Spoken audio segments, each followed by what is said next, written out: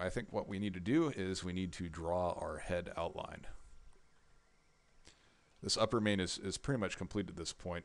The lower main is actually going to need to go on a different layer because it's going to need to lie below both the body layer and the upper main layer. So I'm going to need a new layer for that later. So I'm not going to worry about it right now. Instead, I'm going to concentrate on simply drawing the head. And to do that, we'll start over here. We're going to need kind of a curve there. We're going to need a curve here. And we're going to need an endpoint there. We're going to need a line that goes from here all the way up to there. We're going to need a line that goes from here down to here.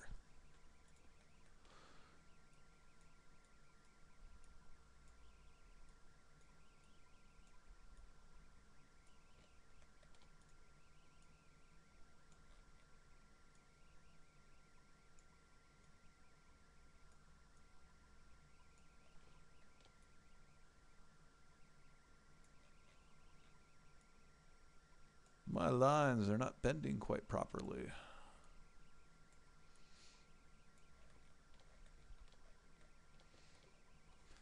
This is where attention to detail can become quite useful in that.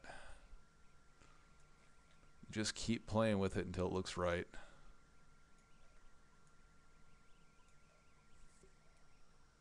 Sometimes if you just can't get a line to lie down the way you want it to go, you just have to create extra nodes, and that's just the way it is. I'm going to turn my snapping back on. There we go. That's the other ear there that's kind of hiding behind the rest of it. But we're just going to incorporate it into the head layer because there's not really all that much of it.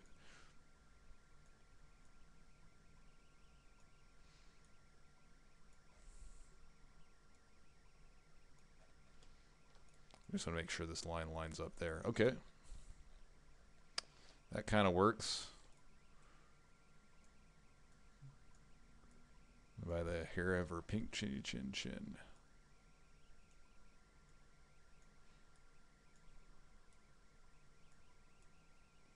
Big ol' smile.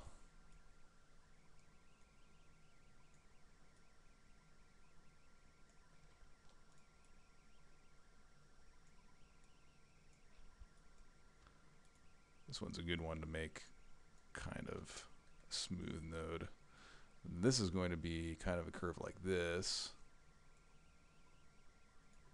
This one's definitely going to have to be smooth as well. That looks pretty good, actually.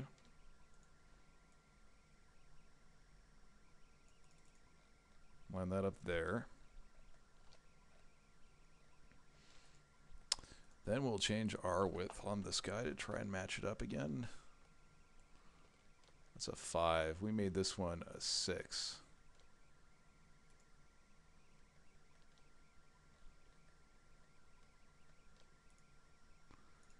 Well, we just have to kind of compare and see, does it make sense to move it up to a 6 to be consistent? You just have to be aware. You want to make sure your widths are consistent throughout the pony. If you decide to make it one width, one spot, then you want to try and match as much on the rest of the pony. So I think the reality is we really ought to make this one 6 as well. This one here isn't going to be a 6 just primarily because it's an internal line and because of the way the perspective is kind of sitting. We'll make that maybe a 4 perhaps, just because of where the line sits. But this one can be a 6. Actually, this guy looks more like a 5.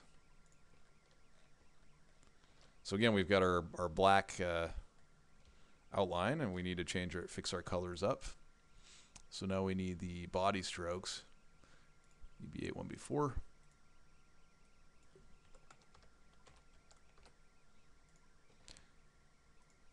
I actually could have stolen the color from up here because it's going to be the same color as that guy. I'm going to copy the style and then move the size down. And then for this one, I can just copy the style. Usually it's best to copy the style before you start changing these guys into objects, because then you can just copy the style directly onto everything before you start fiddling with it.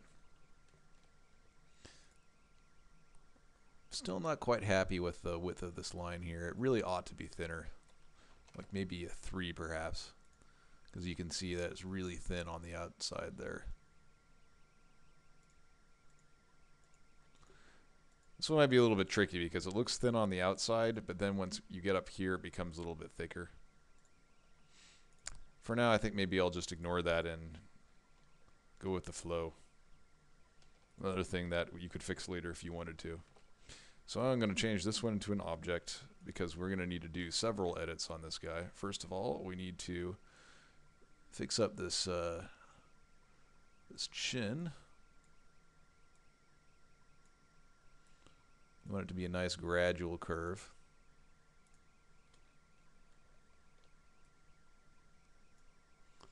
Easiest way to do this, of course, is just to turn the layer off so you can get a better view of what you're doing. Match it up a little bit better with the exterior lines. That looks acceptable.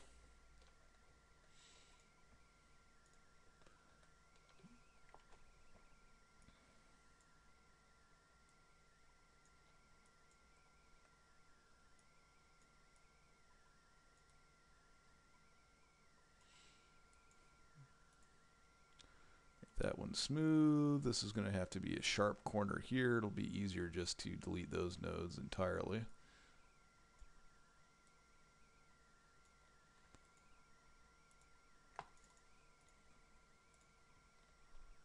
That's not too bad. We can pull this around to where we need it to be a little bit later. Good start. That looks good. Now we'll draw our nose. We'll just put our nose on the head layer too, might as well. This is almost like a jelly bean kind of nose. I usually like to draw 3 and then delete one of them. Ought to hide it first though before we try to do that.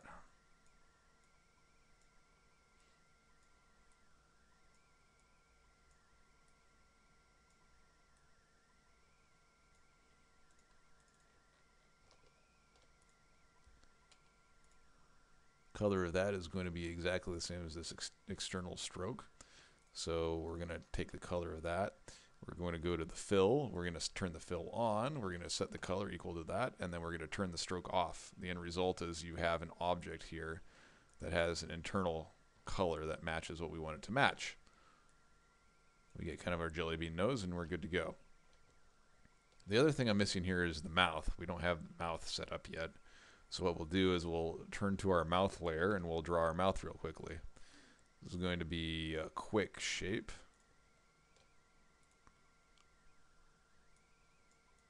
We just want to make sure that the contents of the mouth are hidden.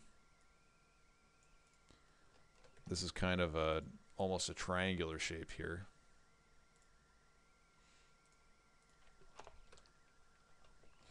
We'll quickly turn this one into an object with the Control-Alt-C again. This is going to be kind of our point here.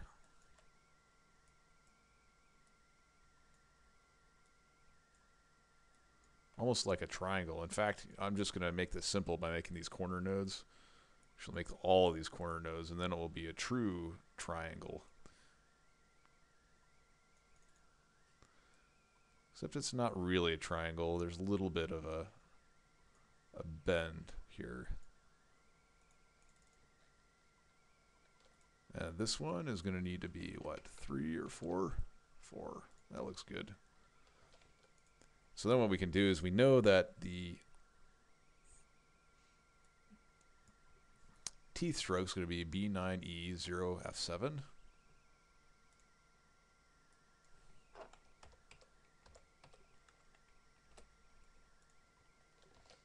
See, that looks kind of right. This guy here's got to be the same color, so I'll copy that color over to the fill on this object. And the background is just going to be white. So what we're going to do, we're going to promote this to the top so that it doesn't get lost. So we'll say object raised to top of this layer, and then we're going to change the fill on this to white. So that's going to be all F's. So then we've got our mouth. The mouse object sits underneath the head layer, and then everything looks kind of nice. And then you can just turn that off to kind of compare the shapes. Maybe this ought to be, in fact, I think I may have done this interior shape a little bit incorrectly. This guy's got almost a little bend like this. Make her look really happy. Yep, that looks a lot better actually. We'll go with that instead. And perhaps this outer one here too has got a little bit of a bend perhaps. Just a slight bend. Alright, that actually does look better. Great. So now what we need to do is we need to incorporate those eyes in. Remember those eyes we had earlier that don't quite fit here. And we'll look at our eyelashes too. Now, this is going to be a bit of a problem because our eyelashes here are underneath our head objects here. So how are we going to handle that? Well, we really need to just move this eyelashes layer up a little bit. So we'll select the layer we want to move. We'll go up to layer and we'll say raise layer, and we'll do it a second time. And now that is on top of the head layer. So now the eyelashes lay on top. So that looks pretty good. Which is good because that's pretty much what we're supposed to see there. We're supposed to see the eyelashes there and a little bit of pink. That actually is going to work out pretty well. And then what we want to happen here is we actually want this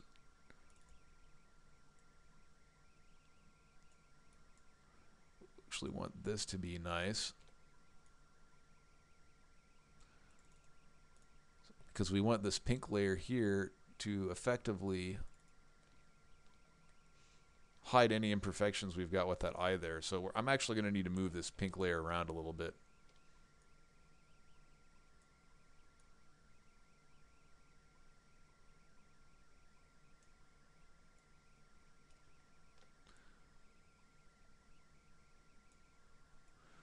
So where things start to get tricky is you need to line everything up so it looks nice.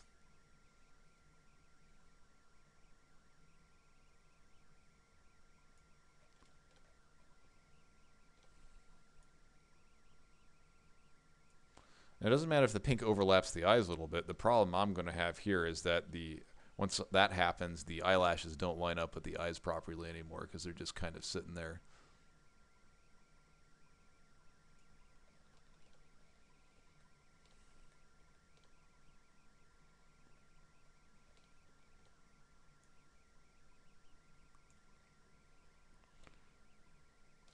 And in fact, that's just going to get really irritating to fix, actually. There's a better way to do this. I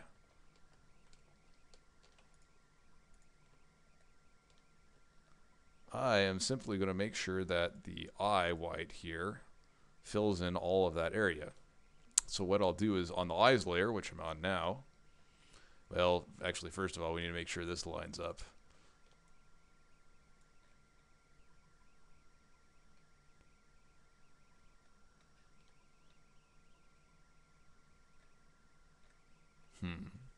Maybe that plan won't work. See, this is how vectoring works. There's a lot of trial and error. You just try to figure out what's the best way of making this all work.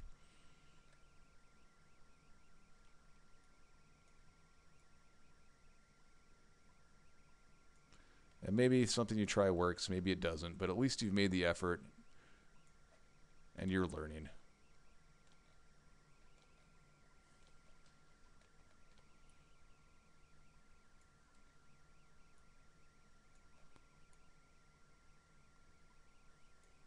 This is where you really have to learn to be patient.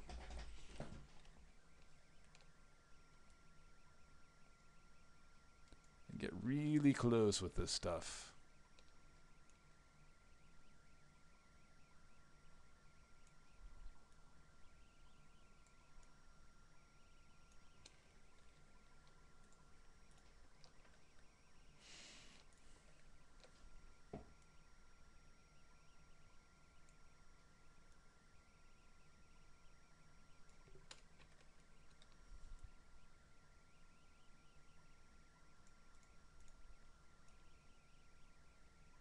One of the major problems I've got here is that this guy here wants to line up with the eye white outer path and not with the pink one because the pink one doesn't have an outer path.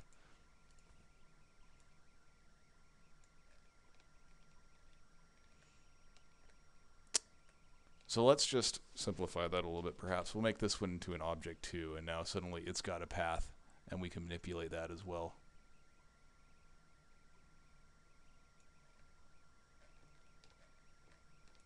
Why is that important? Because now we can make the eyelashes line up with this pink guy. Oops, my snapping is being unhelpful again. We'll have it line up with this outer curve here.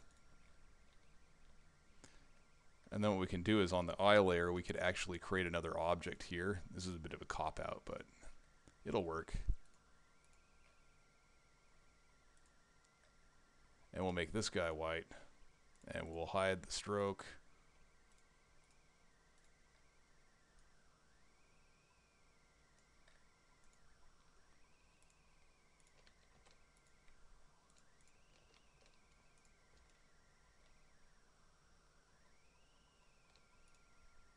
And now, instantly, any holes in our scheme will actually be filled in. And turn off my... There we go. Just want to make sure that everything is nicely hidden.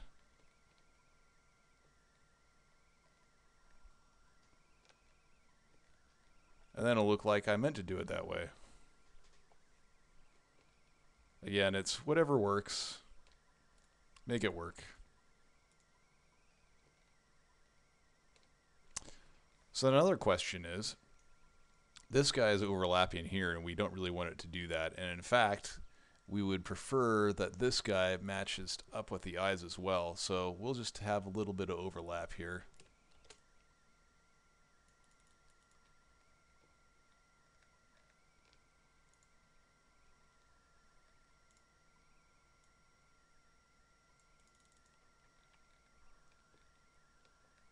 That, of course, doesn't fix the problem down here, but that's okay because what we're going to do is we're going to clip that guy.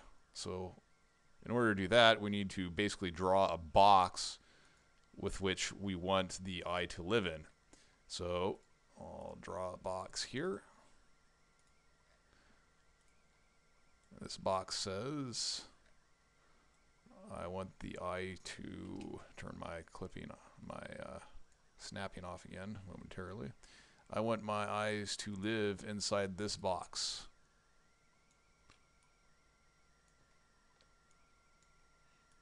And we'll kind of line this up to designate this as the box. And then we can select this. I mean, it's a funky looking shape, but it's not going to matter in a moment.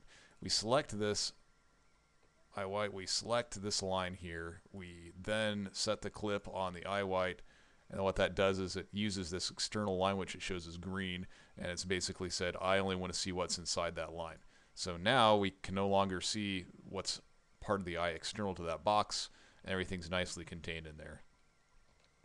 Cool. Alright, we're making good progress here. So the final thing we'll do today is we'll just fill in the head color and call it good.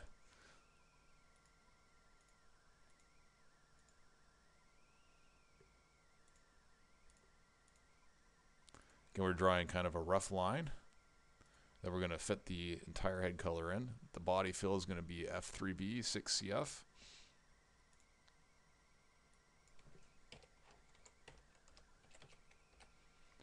That looks funky because that's just on the eyes layer again, which is not really where we want it to be. We need it to be below the eyes because it needs to fill everything in on the head and not sit on top of anything. So we're actually going to need a new layer. I'm just going to call this the head color layer, which is kind of goofy, but that's really what it is. Then we'll select this object here and we'll move it down until it's in the head color layer. That automatically moves it below all other objects we've got, and now all we have to do is move these lines around so that they match up with our external lines here. In fact, we don't really care that this is bent in like this because we're not going to see any head color there. This one can look completely funky. You can just be totally rushed and lame about it.